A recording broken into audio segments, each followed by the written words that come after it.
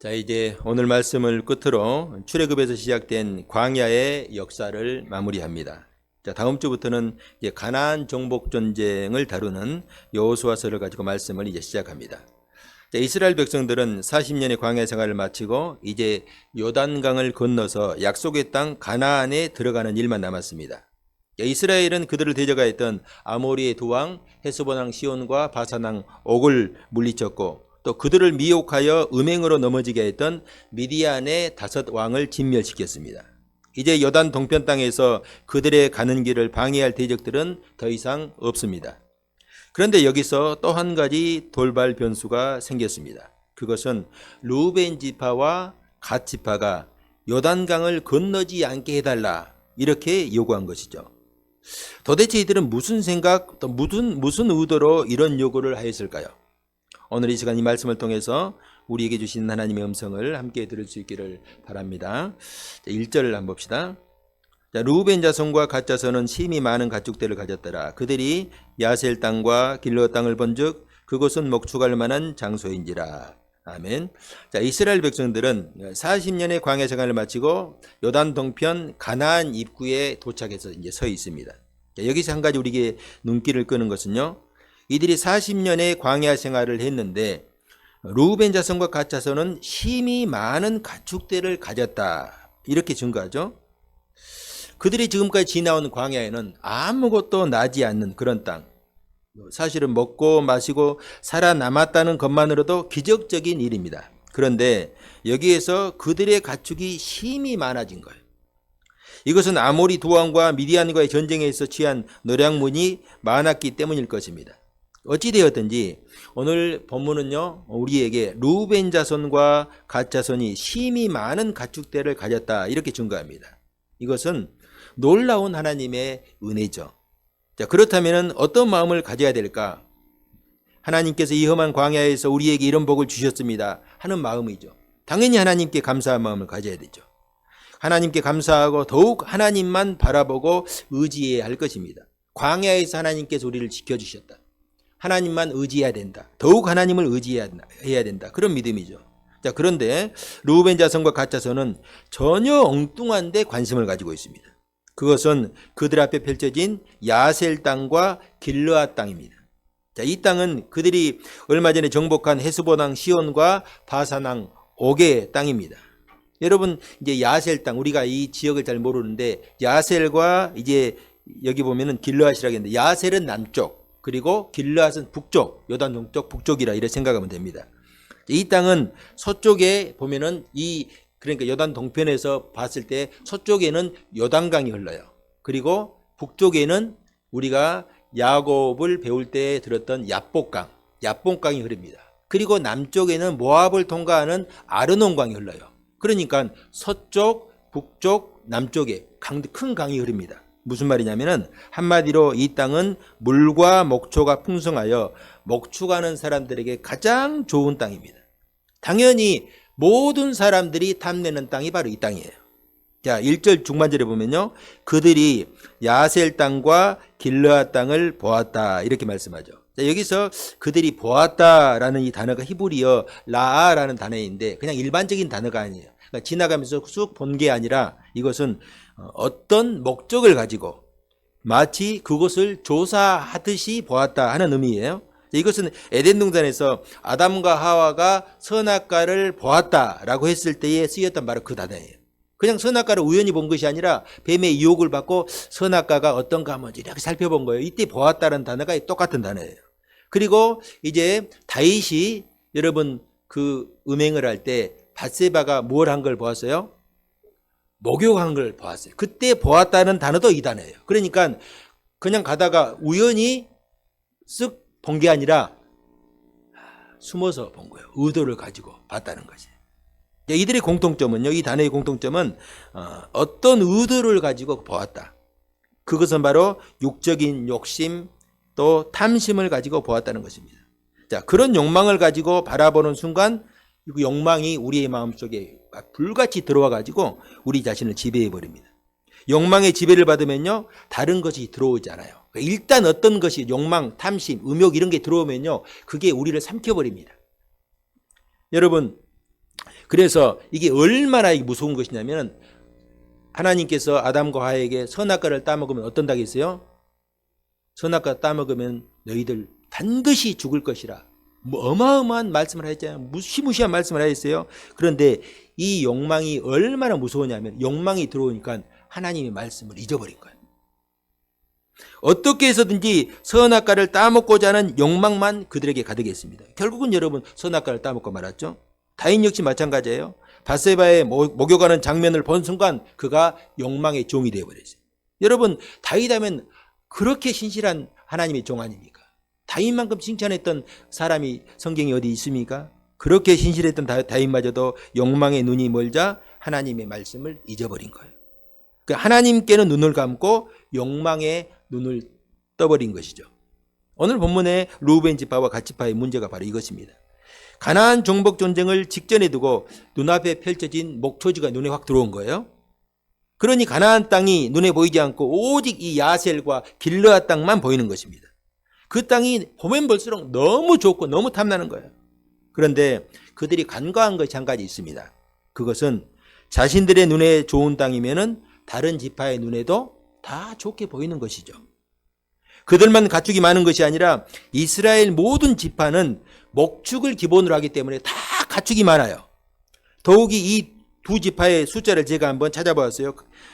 우리가 지난번에 26장에 보면요. 우리가 그 말씀을 나누진 않았지만 26장에 보면은 그때 인구조사를 했는데 루벤 지파의 숫자를 보니까 43,730명.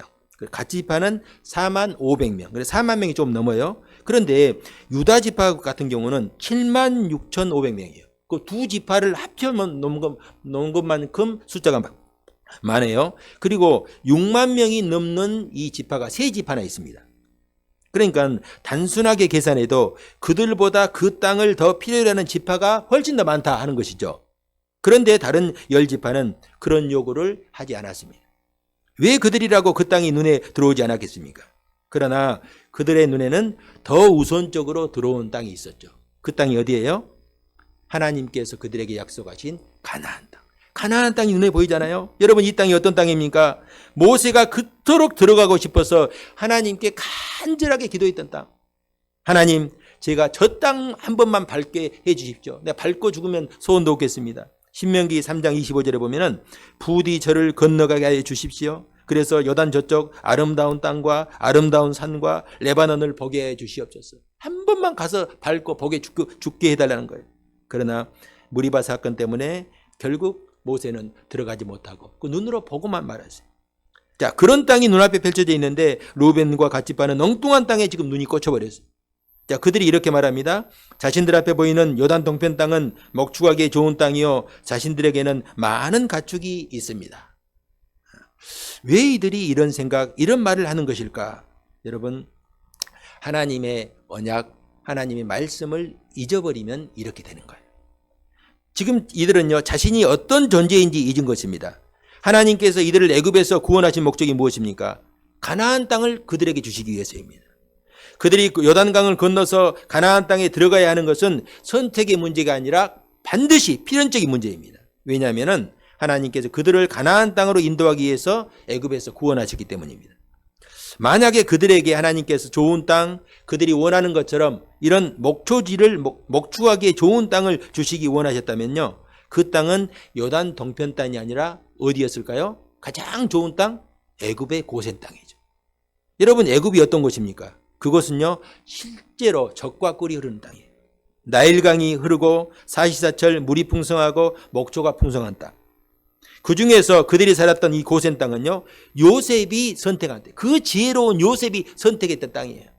이스라엘 백성들이 목축하고 살아남기에 최적의 땅, 바로 애굽의 고센 땅이죠.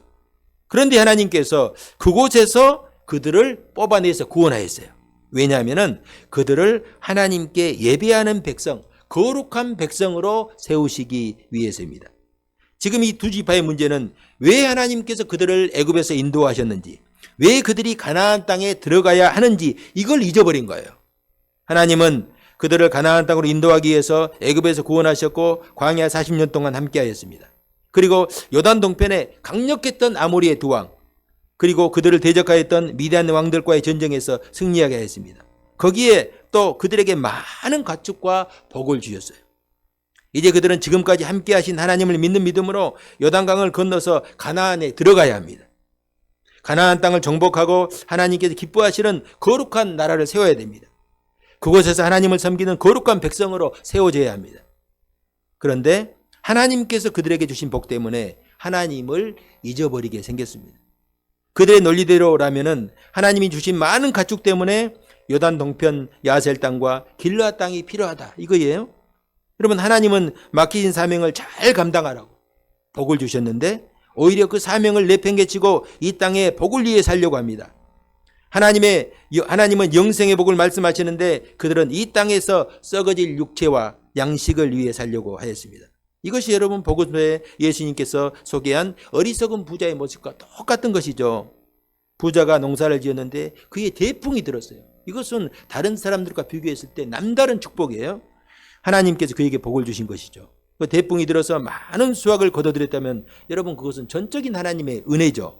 그렇다면 하나님께 감사하며 하나님이 기뻐하시는 삶을 살려고 해야 돼요. 이게 하나님께 복을 받은 청지기적인 삶이라고 할 수가 있습니다. 그런데 이 어리석은 부자는 내가 많은 곡식을 거두었으니 창고를 크게 짓고 이제부터 먹고 마시고 즐겁게 지내자, 내 육신의 즐거움을 위해 살자, 이런 생각을 하는 거예요. 그때 하나님께서 그에게 뭐라고 했어요? 이 어리석은 사람아, 오늘 밤 내 생명을 내가 찾으면 내 것이 누구의 것이 되겠느냐? 나는 너에게 줄 수도 있고 그것을 감당하지 못하면 빼앗을 수도 있다는 걸 모르느냐? 그것이 정녕 내 것이라고 너는 지금 생각하고 있는 것이냐? 라는 말씀이죠. 여러분, 루벤 지파와 갓 지파의 모습이 꼭 이 어리석은 부자의 모습과 같습니다. 하나님께서 복을 주셨으면 하나님의 은혜를 기억하고 더욱 하나님께 소망을 두고 살아야 되는데 이상하게 인생들이 그렇지 않아요. 여러분, 이 루벤 지파와 갓 지파의 모습이 사실은 우리들의 모습이에요. 여러분, 우리 성도들의 삶을 보면요, 대부분의 성도들이 믿음 생활만 기본적으로 제대로 하면은 반드시 하나님께서 그 가정에 복을 주시고 형통케 하십니다. 이것은 여러분 우리가 기독교 역사 또 성경의 역사를 돌아보면 다 알 수 있는 거예요. 예수 믿고 그 가정이 잘 되지 않은 경우가 없어요. 저도 어려서부터 이렇게 쭉 돌아보면요, 예수 믿고 잘 되지 않은 가정이 없어요. 여러분 한번 봐보세요. 예수를 20년 전에 믿었던 가정과 믿지 않았던 가정, 우리 주위에 예수 믿지 않은 가정들 한번 봐보세요. 물론 그 가정들 중에서도 부자로 사는 사람들이 있지만은 보편적으로 봐보세요. 여러분, 하나님께 약속하신 대로 하나님은 우리가 믿음 가운데, 우리가 신앙 가운데 살면요, 약속하신 복을 주십니다. 그런데 문제는 하나님께서 복을 주시면은 마치 자기가 잘나서 그렇게 된 것으로 착각하는 그런 사람들이 의외로 많이 있어요.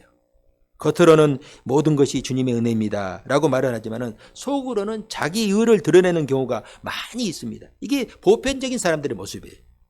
교회 역시 마찬가지예요. 교회가 부흥하는 것은요, 하나님께서 역사하신 결과예요. 여러분, 교회가 사람의 여러 의지를 가지고 되는 게 아니에요. 이것은 사도행전의 역사가 증명하는 것이고 우리 교회의 역사가 증명하는 것이죠. 그런데 이상하게 교회가 부흥하게 되면은 처음에는 정상적인 목사님들이 이상하게 변질됩니다. 입으로는 하나님이 하셨다고 하는데 자이든지 다이든지 자신의 의를 드러내기 시작합니다. 이렇게 해서 부흥했다, 뭐 설교를 잘해서 부흥했다, 전도를 잘해서 부흥했다, 제자 훈련해서 부흥했다, 그렇게 막 자랑해요. 그렇다면은 여러분 한번 생각해 봅시다. 열심히 세미나에 참석하고 열심히 그들의 한 것을 배우고 노력하는 모든 교회들이 다 같이 부흥해야 되지 않겠어요? 그러나 여러분, 현실은 그렇지 않습니다. 모든 것이 하나님의 손에 달려있는 것이지 하나님 사람의 힘과 지혜에 있지 않다 하는 거예요. 여러분, 사람이 열심히 노력하고 열심히 여러분 무언가를 위해서 헌신하고 희생하면 뭐 잘 돼야 되지 않아요? 그런데 그렇지 않아요. 인생이라는 그렇게 되지 않아요. 모든 것이 하나님의 손에 달려있는 거예요. 이런 말씀을 듣고 뭐 고개를 끄덕이고 공감하는 사람들도 막상 복을 받으면은 이상하게 변질되고 좀씩 맛이 가요. 여러분, 한국 교회에서 지금 막 온갖 욕을 듣고 손가락질 받는 이 목사들 보면요, 대부분 다 나름대로 부흥하고 큰 교회를 이룬 목사들이 욕을 먹고 손가락질 받고 그러는 것이지, 뭐 작은 교회 목사들 여러분 손가락질 받는 사람 거의 없어요. 이상하게 하나님께서 복을 주시면은 사람들이 참 이해할 수 없는 게 교만하고, 교만하니까 넘어지는 것이죠. 그래서 하나님은요, 복을 주고 싶어도 염려가 돼서 이게 복을 줄까 말까 고민하지 않을까. 왜? 복을 주면은 한결같이 다 교만해져 넘어지기 때문에.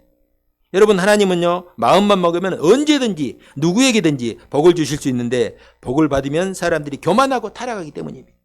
그래서 우리는 주의 말씀을 양식으로 삼고 순종하는 훈련을 통해서 흔들리지 않는 믿음의 집을 세울 수 있어야 됩니다. 그래야만 하나님의 복을 받았을 때 교만해져서 넘어지는 것을 피할 수가 있어요. 나아가 받은 복으로 더욱 복 있는 삶을 살 수가 있습니다. 저는 우리 성도님들이 하나님께 주신 복으로 하나님의 영광만을 위해 살아갈 수 있기를 주님의 이름으로 축복합니다. 자, 5절입니다. 또 이르되 우리가 만일 당신에게 은혜를 입었으면 이 땅을 당신의 종들에게 그들의 소유로 주시고 우리에게 요단강을 건너지 않게 하소서. 자, 여기 보면 우리를 좋게 여기시면 이 땅을 우리에게 주시고 우리에게 요단강을 건너지 않게 해달라. 지금 이들은 자신들이 무슨 말을 하는지 모르는 것 같습니다.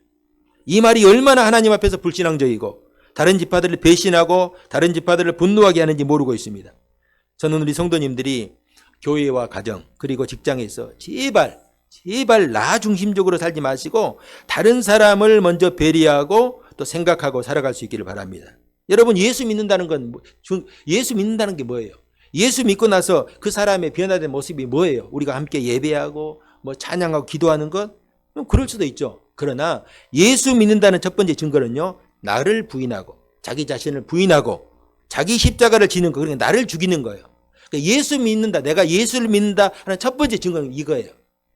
여러분, 예수 안 믿어도 얼마든지 하나님께 예배하고 기도하고 찬송할 수 있어요. 은혜 받을 수 있어요. 그러나 예수 믿고 나서 첫 번째 그 믿는 증거가 나를 부인하는 거예요. 나를 죽이는 것입니다. 그래야 예수 믿는 사람들이 가는 곳마다 은혜와 평강이 나타나는 것이에요. 왜냐하면 나를 부인하고 죽였을 때에 다른 사람이 살아나고 세워지기 때문이에요. 여러분, 이것은요, 교회에서도 마찬가지고 가정에서도 마찬가지예요. 가정에서 우리 예수 믿기 때문에 남편은 나를 끊임없이 죽이는 거예요. 내가 남편이 죽으면요, 누가 살아납니까? 아내가 살아나고 자녀들이 살아나고, 또 아내가 죽으면 남편이 살아나고 자녀들이 살아나고, 그런 역사가 일어나요. 제가 집에서 옛날에는 참 내가 가부장적으로 살았는데 이렇게 살면은 늙어가지고 조금 더 나이가 들면은 밥도 못 얻어 먹을 것 같더라고요. 그래서 이렇게 살아서는 안 되겠다. 그래서 이번 또 아내가 좀 이렇게 다치고 손을 좀 잘 못 쓰니까 제가 이렇게 설거지, 사실 그건 내가 생각해 보니까 아무것도 아닌데 다른 남자들은 다 그렇게 하는데 설거지만 이렇게 해줘도요, 아내가 얼마 좋아하는지. 그래, 내가 조금 나를 부인하고 내가 조금 더 다른 사람을 섬기려고 하면은 다른 사람들이 살아나는 역사가 있는 거예요. 왜 여러분 가정에 하나님의 평강, 하나님의 은혜가 나타나지 않느냐 하면 죽는 사람이 없기 때문에. 다 살아가지고 자기만을 이해하고 자기 욕심만을 이해하기 때문에 그런 거예요.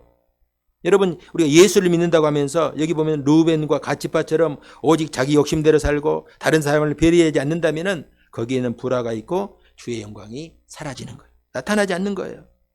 사람이 탐욕에 눈이 멀고 자기 욕심으로 가득하게 되면은 여러분 이렇게 되는 것입니다. 다른 지파 형제들도 안 보이고 모세도 안 보이고 하나님도 안 보이는 거예요. 그냥 자기 생각이 옳은 대로 살아가는 거예요. 여러분, 사사시대의 특징, 사사기 공부한 지 상당히 오래되었는데 사사기의 특징이 뭐냐면은 모든 사람이 자기 소견에 옳은 대로 살았어요. 그러니까 자기 생각에 이거 옳다 그러면 그대로 사는 거예요. 망하는 시대, 망하는 이 사회의 특징이 바로 이것입니다. 망하는 교회, 망하는 가정의 특징도 이거예요. 자기 생각이 옳은 대로가 직진하는 거예요. 다른 사람 안 들어요. 아내 말도 안 듣고 남편 말도 안 듣고 자녀 말도 안 듣고 목사 말도 안 듣고 안 듣는 거예요. 자기가 옳은 대로 살아가는 거예요. 그러니까 충돌이 생기고 다툼이 생기고 깨지는 것이죠. 여러분, 왜 자기 생각이 옳은 대로 행하는 것일까요? 이유는 딱 한 가지예요. 그곳에 하나님의 말씀이 없기 때문에. 입술로는 주여 주여 할지라도 삶에서 말씀에 순종이 없으면 그건 아무것도 아니에요. 예수님도 말씀하셨잖아요. 너희가 아무리 주여 해봐라. 말씀 듣고 그 말씀에 순종하는 것이 없으면 아무것도 아니라는 거예요. 말씀이 없으니까 당연히 세상이 어두워지고 답답해지는 것이죠. 여러분, 하나님 말씀, 하나님을 알지 못하고 하나님 말씀이 없는 사람과 함께 앉아서 대화하고 똑같이 살아가는 건요, 너무 답답해요. 말이 안 통해요. 하나님의 말씀은 그 자체로 능력이 있고 힘이 있고 빛이 있어요. 그러니까 세상을 비추는 것이고 또 어두운 세상을 밝히는 등불과 같다고 했는데 이 말씀이 없으니까, 빛이 없으니까 세상이 어둡고 힘든 거예요. 그러니까 가정과 사회와 나라가 온통 어둠 가운데 빠지고 원수들의 침략을 받고 신음하게 되는 거죠. 이게 사사기의 특징이에요. 이런 삶을 살지 말라는 거예요. 내 생각대로 살지 말고 내 의지대로 살지 말고 하나님 말씀 붙들고 그 말씀이 인도하시는 삶을 살라 하는 것이죠. 자, 모세가 얼마나 답답하겠어요? 지금 이 르우벤과 갓지파를 보면서 모세의 답답함을 지금 이렇게 토로하고 있어요. 6절에서 9절. 자, 6절의 9절을 다 같이 한번 합독합시다. 시작. 모세가 갓 자손과 르우벤 자손에게 이르되 너희 형제들을 싸우러 나가거늘 너희는 여기 앉아 있고자 하느냐? 어찌하여 이스라엘 자손에게 낙심하게 하여서 여호와께서 그들에게 주신 땅으로 건너갈 수 없게 하려 하느냐? 너희 조상들도 내가 가데스 바네아에서 그 땅을 보라고 보냈을 때에 그리하였었나니 그들이 에스골 골짜기에 올라가서 그 땅을 보고 이스라엘 자손을 낙담하게 하여서 여호와께서 그들에게 주신 땅으로 갈 수 없게 하였었느니라. 아멘. 이 모세가 하는 말이 요지가 이거예요. 지금 모든 백성들이 싸우려 가려는데 너희는 여기 남겠다는 게 대체 무슨 말이냐? 너희가 가데스 바네아에서 12정탐꾼 사건을 잊었느냐? 여러분 12정탐꾼 사건이 뭐예요? 그때 12명의 정탐꾼이 가나안 땅을 정탐하고 돌아와서 10명이 백성들에게 부정적인 보고를 한 결과 어떻게 되었어요? 모든 백성들이 그들의 말을 듣고 두려움에 빠져 낙담하고 말았죠. 모세를 원망하고 하나님까지 원망합니다. 결국 그 일로 하나님께서 약속하신 땅에 들어가지 못하였고 20세 이상의 모든 백성들이 광야에서 다 죽고 말았어요. 그런데 지금 너희가 하는 행동이 똑같다는 거예요. 지금 너희의 행동은 형제들을 낙심하게 하고 망하게 한다. 여러분 우리가 이 말씀을 좀 드럽게 받을 수 있어야 됩니다. 성도 여러분, 하나님께서 우리를 부르신 것은 나는 죽고 예수가 주인 되고 형제와 이웃을 살리는 그런 존재로 우리를 불러주셨어요. 주님은 우리에게 너희는 세상의 빛이라, 너희는 세상의 소금이라 말씀하셨어요. 소금이 되라, 빛이 되라고 말씀하신 것 아니에요. 너희는 소금이다, 너희는 빛이다. 주님의 자녀들은, 하나님을 믿는 자녀들은 나를 위해 사는 존재가 아니라 이웃을 위해서 그리고 세상 사람들을 위해서 살라는 그런 존재로 우리를 부르셨습니다. 여러분, 소금이 짠맛을 내려면 어떻게 해야 돼요? 소금이 짠맛을 내려면 자기 자신을 죽여야 되죠. 녹여야 돼요.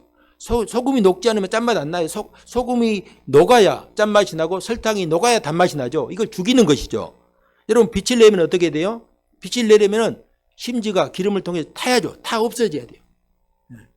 그러니까 기름이 필요한 거죠. 소금과 빛의 공통점이 자기 자신을 녹이고 없애고 죽이는 거예요. 여러분 하나님이 우리를 부르시는 것은 바로 이런 삶을 위한 거예요. 그런데 이런 삶은커녕 나 때문에 형제와 이웃이 불이익을 당하고 죽음의 길로 간다면 그걸 어떻게 해야 될까요? 성도 여러분, 저는 우리 성도님들이 이 르우벤과 갓지파의 길을 가지 않기를 바랍니다. 나의 유익을 위해서 형제와 이웃을 낙담하게 하거나 망하게 해서는 안 돼요. 이건 그리스도인의 길이 아니에요. 나 때문에 다른 사람들이 시험에 들거나 넘어지게 해서는 안 됩니다. 오히려 나의 섬김과 희생 때문에 형제와 이웃이 유익을 얻고 세워지는 삶을 살 수 있어야 됩니다. 그리하면은 나에게 남는 것이 무엇이 있습니까? 왜 예수 믿는 사람들은 다 손해보고 그렇게 낮아지고 그 병신 같은 삶을 살아야 됩니까? 그렇게 말할 수가 있겠죠. 그러나 이런 사람들을 하나님께서 존귀하게 여기고 하나님께서 기억하시고 도와주시고 축복하신다. 너희들이 세상에서 그렇게 살면은 내가 너희와 함께 할 것이고 너희를 내가 세워주겠다. 존귀하게 하겠다. 하나님이 함께 하시는 삶이 어떤 것인지 내가 세상 사람들에게 보여주겠다 하는 것이죠. 여러분 모세의 책망을 들은 르우벤과 갓지파는요. 하나 수정안을 제시합니다.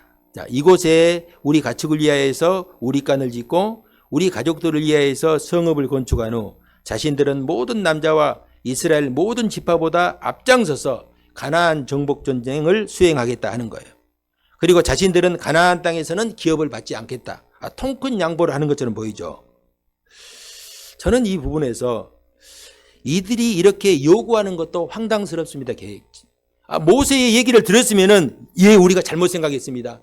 우리가 정말로 탐욕의 눈이 어두워서 미쳤습니다. 잠시잠깐 미쳤습니다. 죄송합니다. 우리가 다 가나안 땅으로 들어가겠습니다. 이렇게 해야 되는데 이런 차선책을 제시한 거예요. 자, 이들의 요구도 황당하지만은 제가 더 이해할 수 없는 것은 왜 모세가 그들의 요구를 수용했는지 아무리 생각해도 도저히 이해할 수가 없습니다. 물론 지도자로서 분열된 지금 위기에서 그 차선책을 택한 것으로 보입니다. 여러분, 하나님은 이미 아브라함 때부터 이삭과 야곱에 이르기까지 가나안 땅을 그들에게 기업으로 약속을 하였어요. 이것은 수백 년 전에 약속된 말씀이에요. 그리고 모세에게도 분명하게 가나안 땅을 차지하여서 그곳을 기업으로 삼으라 말씀을 했습니다. 그렇다면 어떤 일이 있어도 가나안 땅으로 들어가서 그곳을 기업으로 삼아야 합니다. 하나님께서 요단 동편 땅을 미처 생각하지 못해서 주시지 않는 게 아니에요. 하나님께서 가나안 땅을 그들에게 주신 것, 요단 동편 땅을 주시지 않은 것은 하나님께서 타당한 이유가 있기 때문에, 당장은 이해가 되지 않아도 하나님께서 이유가 있기 때문에 가나안 땅만 주신 거예요. 우리는 하나님의 말씀을 믿을 뿐만 아니라 그 말씀을 주신 하나님 자체를 우리가 신뢰할 수 있어야 돼요. 믿음은 그거예요. 믿음은 하나님 자체를 신뢰하는 거예요. 내가 이해할 수 없어도 하나님께서 말씀하셨으니까 아멘하고 받는 것이죠. 하나님을 믿고 신뢰하게 되면은 설령 이해되지 않아도 순종할 수 있어요.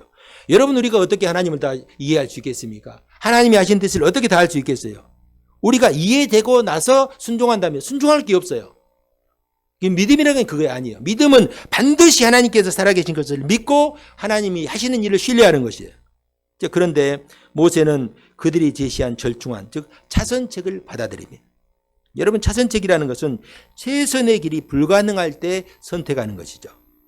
여러분, 만약에 이 차선이 계속해서 모이면 어떻게 될까요? 차선이 계속 모이면 최선이 될까요? 그렇지 않습니다. 차선이 계속 쌓이면 결국은 망하는 길로 가는 거예요. 그래서 우리는 하나님 앞에서 최선의 길을 선택하려고 기도하고 노력해야 됩니다. 그런데 모세는 최선의 길 가나안 땅으로 12지파가 들어가는 대신에 2지파가 요단 동편에 거주하는 것을 허락하고 말았어요. 그들의 말에 현혹된 거예요. 우리가 가서 선두에서 우리가 싸우고 우리는 가나안 땅을 차지하지 않고 다 정복하면 우리는 그때 돌아와서 이 땅을 차지하겠습니다. 여러분, 시편 106편 15절에 이렇게 말씀합니다. 그러므로 여호와께서는 그들이 요구한 것을 그들에게 주셨을지라도 그들의 영혼은 쇠약하게 하셨도다. 내가 구한 것이 응답받았다고 이게 복이 아니에요. 기도에 응답받아서도 그것이 오히려 나를 쇠약하게 하고 망하게 할 수 있다는 것을 잊지 말아야 됩니다. 여러분, 탕자가 아버지에게 뭘 요구했어요? 아버지의 유산을 요구한 거. 이거 있을 수 없는 일이거든요. 아버지가 돌아가신 다음에 유산을 받는 거인데 나 기다릴 수 없으니까 아버지 유산 주십시오. 그런데 이 아버지가 그 아들이 하도 그렇게 때를 치니까 유산을 주었죠. 그래, 가져가라. 결국 어떻게 되었어요? 다 털어먹고 망하고 나서 비로소 아버지의 말씀을 깨달은 거예요. 이제 여러분, 여호수아서를 다음 주부터 이제 볼 건데, 여호수아서에 보면은 가나안 땅을 점령하여서 10지파는 그곳에 정착하고 2지파는 요단 동편에 정착하게 됩니다. 그리고 이제 사사시대가 금방 이어지잖아요. 근데 사사시대에 어떤 일이 일어납니까? 외세의 침략이 시작되죠. 외세의 침략이 시작될 때마다 요단 동편 땅이 가장 먼저 침략의 대상이 되는 거예요. 이제 사사기에 보면 메소포타미아 왕이 침략했고, 나중에 모압 왕 에글론이 침략했고, 또 미디안 연합군들이 다시 힘을 모아가지고 침략을 했고, 심지어는 암몬 자손까지 침략했어요. 그때마다 요단 동편에 거주하는 2지파는 적들에게 모든 것을 빼앗기고 고통받고 신음하게 됩니다. 결국 요단 동편 땅은요, 북이스라엘이 아수리에 멸망당할 때 가장 먼저 점령당해서 완전히 사라지게 됩니다. 신약시대에 보면요, 요단 동편 땅이 또 등장하거든요. 신약 복음서에 보면은 그때 이 요단 동편 땅이 어떤 마을로 소개되냐면 데가볼리, 베레야, 그리고 거라사인 지역, 군대 귀신이 들린 사람이 있었던 이곳은요, 이미 신약시대에 있던 이방인의 땅이었어요. 그리고 오늘 현재 이 지금 요단 동편 땅이 어느 나라입니까? 요르단이에요. 요르단. 이스라엘에서 완전히 떨어져 사라져 버렸어요. 하나님께서 이스라엘에게 가나안 땅을 주신 이유가 바로 여기 있습니다. 가나안 땅에 있어야만 각 지파가 긴밀하게 연결되어서 외적의 침입에 신속하게 대응할 수가 있습니다. 또한 가나안 땅에 거주해야만 하나님께서 세우신 거룩한 성소, 나중에는 예루살렘에 세워지는데 이 성전을 중심으로 신앙을 결집할 수가 있는 거예요. 여호수아서에 보면 이제 가나안 정복을 마치고 이제 요단 동편 지파들이 이제 돌아갑니다. 돌아가는 장면이 소개되는데, 그때에 그들이 이런 생각을 해요. 자, 훗날에 시간이 지났을 때 요단 서편 지파들, 그러니까 가나안에 살고 있는 이 10지파들이 우리를 향해서 너희와 우리가 무슨 상관이 있냐, 이렇게 혹시 주장할 수가 있다는 거예요. 너희는 우리와도 분기시 상관도 없고 우리가 믿는 여호와와 너희들은 상관이 없다, 이런 주장을 할 수 있지 않을까? 그들이 그렇게 실제로 생각을 해요. 그래서 그들이 무엇을 하냐면은 요단강을 건너기 전에 요단강가에 큰 제단을 하나 세웁니다. 큰 제단을 세우고 이 제단을 향해서 왜 그 제단을 세우냐면 우리도, 그러니까 요단 동편 이 지파 사람들, 우리도 이 가나안에 있는 우리 형제와 같은 이 민족이다라는 것을 증거하기 위해서 그 제단을 세운 거예요. 이게 무슨 말이에요? 르우벤과 갓 지파는 자기 스스로 생각하기에도 훗날에 그런 날이, 그런 일이 일어날 수 있다 하는 것을 염려했다는 것이죠. 그 하나님께서 다 아시고 그들에게 주신 말씀이에요. 사랑하는 성도 여러분, 하나님은 나보다도 나를 더 잘 아시는 분입니다. 그렇게 우리는 하나님을 믿고 그 말씀에 순종할 수 있어야 됩니다. 육신의 욕망과 마음의 탐심보다 하나님의 말씀으로 양식을 삼을 수 있어야 돼요. 먼저 그의 나라와 그의 의를 구하면은 하나님께서 우리에게 필요한 모든 것은 하나님께서 책임져 주신다.